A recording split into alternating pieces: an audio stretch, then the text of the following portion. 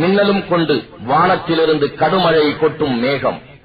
இதில் அகப்பட்டுக் கொண்டோர் மரணத்துக்கு அஞ்சி இடியோசையை விட்டு தப்பித்துக் கொள்ள தங்கள் விரல்களை தம் காதுகளில் வைத்துக் கொள்கிறார்கள்.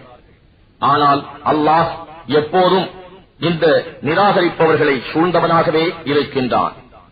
அம்மின்னல் அவர்களின் கண் பார்வையை பறித்துவிட பார்க்கிறது.